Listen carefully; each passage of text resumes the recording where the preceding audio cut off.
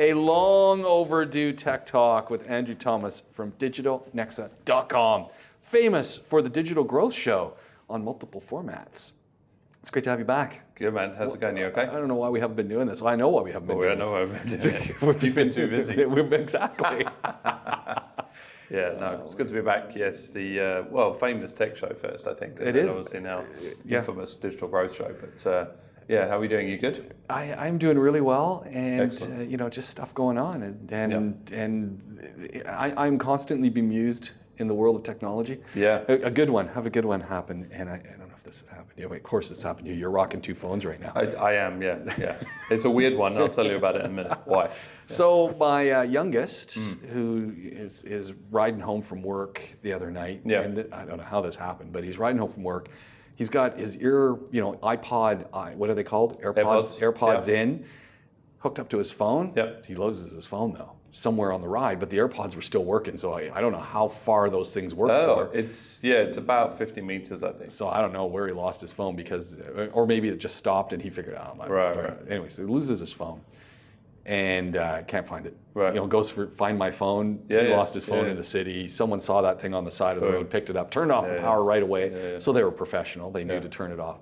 And so on the bright side of the story is he mentions this at work, saying, "Look, I got to go. It's Victoria Day long weekend. I got to. I remember. Yeah. I got to go out and get a phone." And the guy's like, "Look, I got an old iPhone he can use." Nice. So he's backing up a few generations. First thing he notices, man, it's back with the button. That's right. I hate that button. Second thing he notices, I had much better battery life. And then I say to him, "Hey, 75 dirhams, I can get you a nice little Nokia to get you through the hub." And he looks, we're on Zoom, and he's gone. We weren't on Zoom. We were just messaging back and forth, and he's going, "You can't even call an Uber." Yeah. I'm looking at this Nokia, and I'm 75 dirhams, man. Can't lose. The big selling point, one, it's got games, the classic Snake game, and two, you can listen to FM radio. It's got an FM tuner. Nice. And that's it. Yeah. Well, I suppose so. My phone couldn't make calls, couldn't receive calls. So it just started, kind of like just stopped. Okay, yeah. So I'm calling, and the person would pick up the phone. I wouldn't hear them. They wouldn't hear me. Then someone called me, and I was like, hold on a minute. So I thought it must be the phone, but WhatsApp, voice working, Zoom. I was still doing Zoom calls. So your microphone, Teams was working. Teams, all that's working. Okay. So then I'm like, okay, it must be. So to do. No, your line's fine, right? Then Apple, no, just weird, can't figure out. And then my phone guy was like, I can't figure it out. Really? I just don't know what's going on. And then obviously just swapped out, because that was the last thing. I was like, well, let me get like a burner phone or whatever, and just get a loaner to see if it is my do line. And no, perfect calls, making calls. So there's something there. I tried reinstalling it, did the whole kind of fresh clean install, hard reset. Nothing. So, but I guess it's weird. It's kind of what's bizarre is I now have a phone that the very thing that originally we carried phones for, it doesn't do, right? But I did successfully manage to operate for about 5 days. Because how many times do you call people? Yeah. So it was kind of like, WhatsApp, Teams, Zoom. And what I do is I just WhatsApp someone and say, hey, listen, because the data was still working. Okay. Data SIM was still working, all of that, no problem. So it was kind of like, well, just, hey, listen, here's a Zoom link. Let's jump on a Zoom or whatever. So, and actually, that wouldn't have worked pre-COVID, right? Well, because none of those things worked on data, right? Yeah. That's the challenge. It's amazing how phones have now become less about, like, you've nailed it. We don't use phones to call people anymore. No one wants to talk to anyone. We'll send a voice message. Yeah. We'll send a whole bunch of stuff. No one just picks up the phone. And I noticed this just with our group. Is tons of messages, tons of pictures, tons of things, tons of comments, even in different forms, but no one picks up the phone. No one picks up the phone. That's it. Yeah, it's bizarre, right? How these things happen. It just I don't get it. Yeah, with me and my kids, we talk most of the time on the phone or in messaging. We almost never Zoom or do FaceTime or anything. We almost never do any of those. We simply. And one of them it comes to our house, is a landline. One of my sons calls us all the time on the line. He calls from his mobile to a landline. Oh, because he gets minutes? Yeah. Yeah.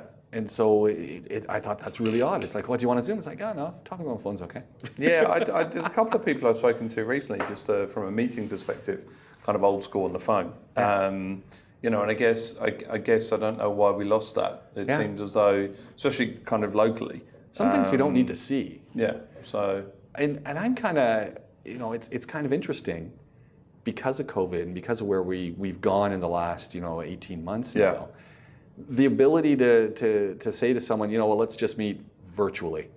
Whereas a year ago, no one wants to meet virtually. No, I need to see you. We need to be face to face. Whereas now, people are much more. I mean, there's still times people want to see you. Yeah.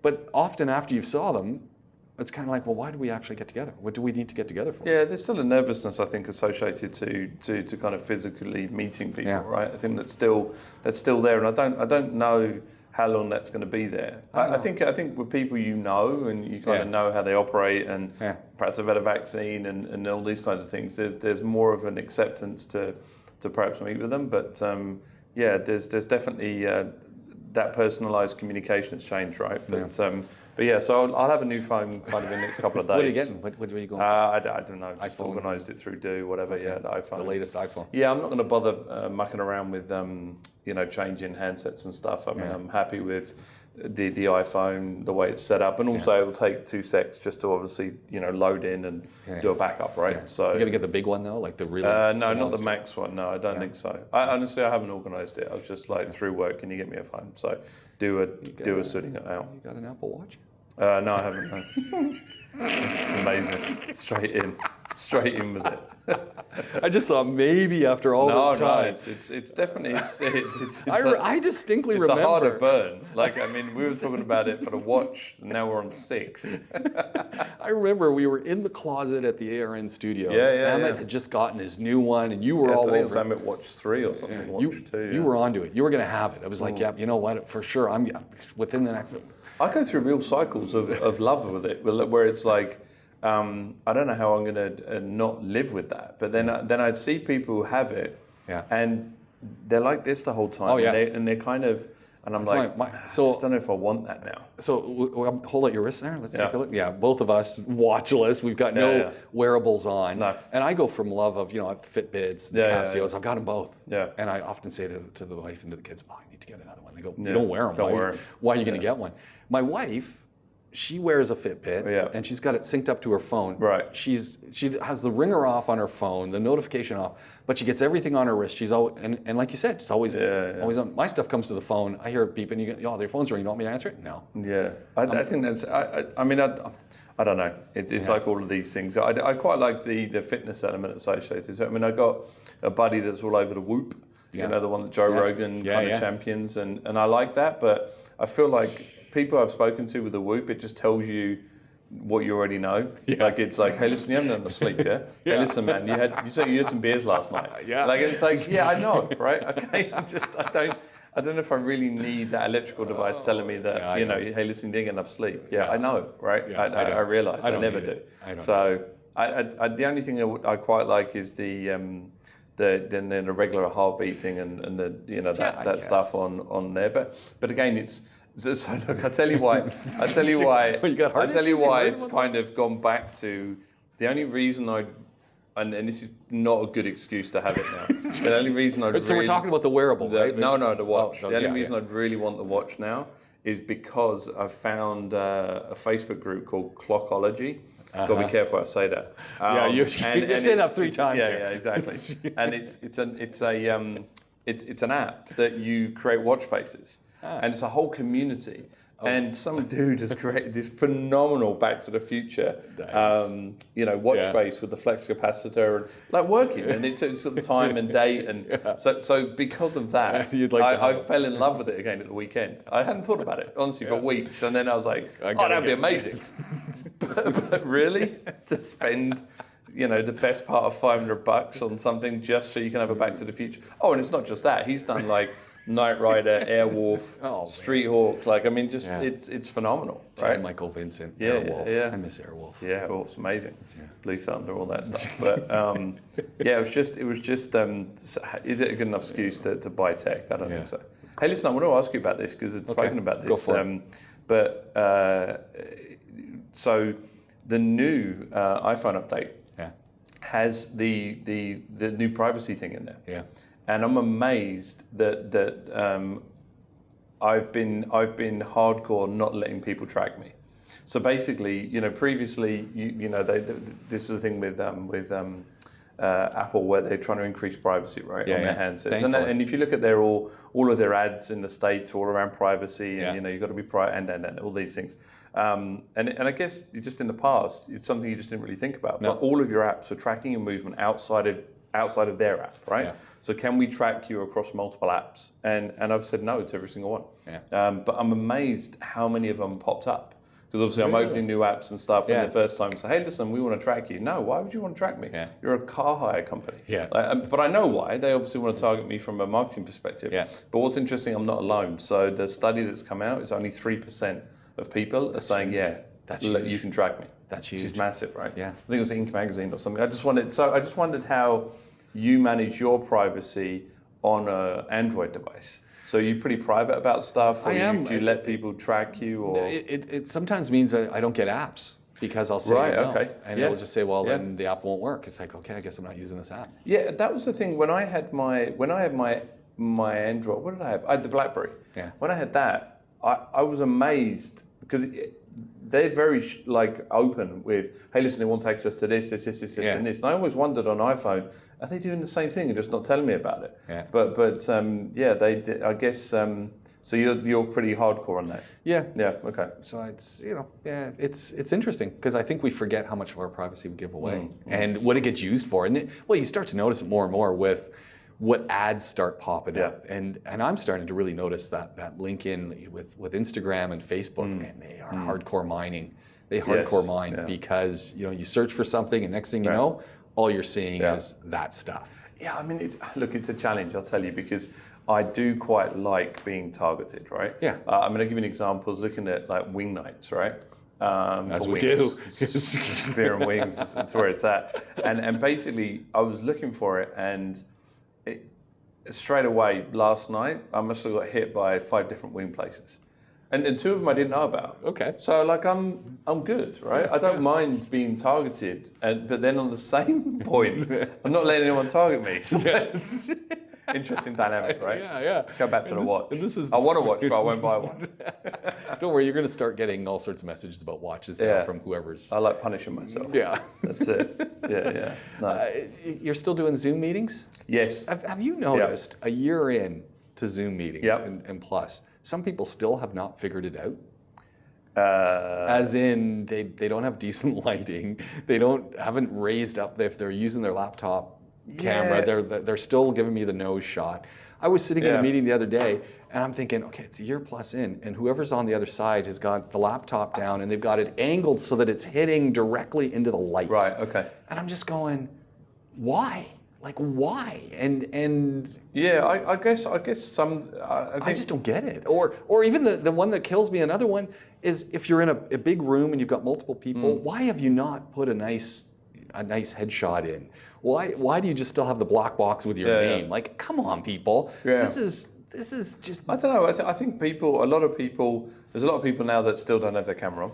No, I don't get that one either. First and foremost, which is difficult and challenging when you're trying to communicate with people. I think at that point you might as well just make a phone call.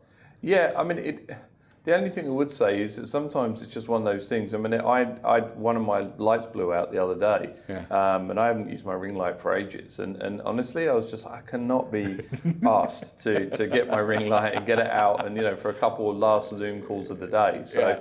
I think there's even that. So I kind of repositioned I looked like something out of a 70s movie because I had a lava lamp in front of me. So it's kind of like a weird visual effect, let's say.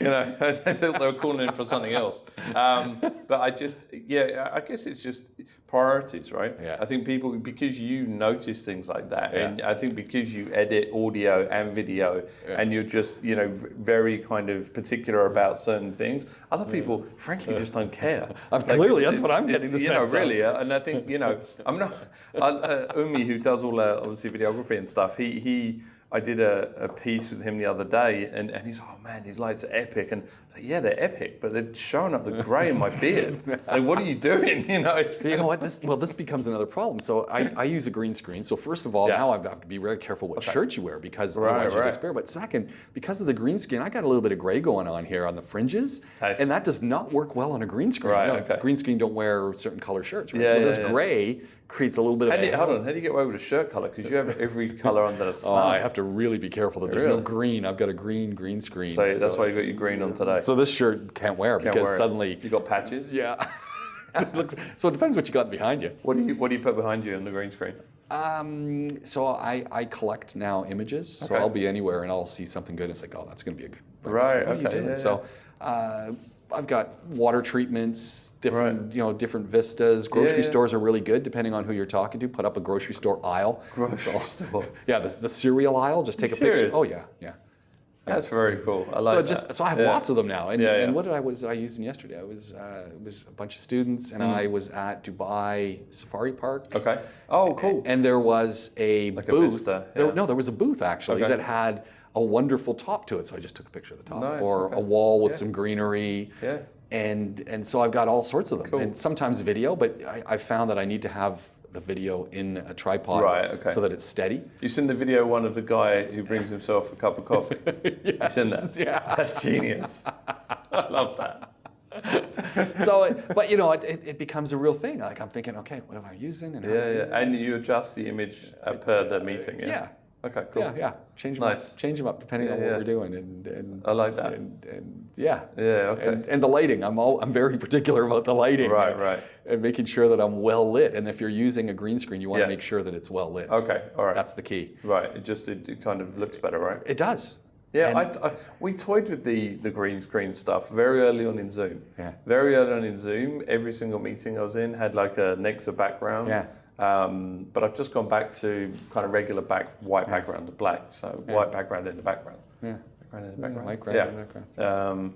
So I might jump and go and get a green screen. But again, it's like so inexpensive. It takes me about 25 seconds to set the thing up, and otherwise I just have. Is it like a roll up? Like no. I have two poles, and I've got a top, and I've got an actual cloth one that I use two clips that I put it on. I guess you could run it through, and it's just hanging behind me, and it's done. And then when I'm done, I fold it up and put I guess you can actually fix the bar on it and everything. I don't. I just have it sitting in there. And away we go. There was supposed to be a green screen in here at one point. It didn't happen. It didn't happen. I don't know. Yeah, the lighting and stuff, I guess. Going back to your points, I mean, actually here, those lights play havoc with the video on the laptop. Yeah. Even if you try and do it at different angles, me and Amit are suffering from that in our growth show. Yeah. It's definitely kind of looking a bit odd. But no, so I think, year in, we're still very much involved in meetings, either new prospect meetings or existing client meetings. And also bear in mind, I mean, I think the thing is, the one thing to remember as well is that a lot of organizations are still not allowing face-to-face meetings. Exactly. So it's not a case of, hey, listen, do you want to do this and this? No, people are just not allowing it. So I think that comfort level is going to be tested, I think, right? Over the coming months, as it were. Yeah. Andrew, looking forward to doing more of these. I know you're a busy guy. TechTalk is back. Podaholics@gmail.com if you want to reach out. We're coming to you from the epic podcast studio at the Rove Hotel downtown Dubai. My name's James Pikeway. That was Andrew Thomas joining us, and we'll do it again real soon.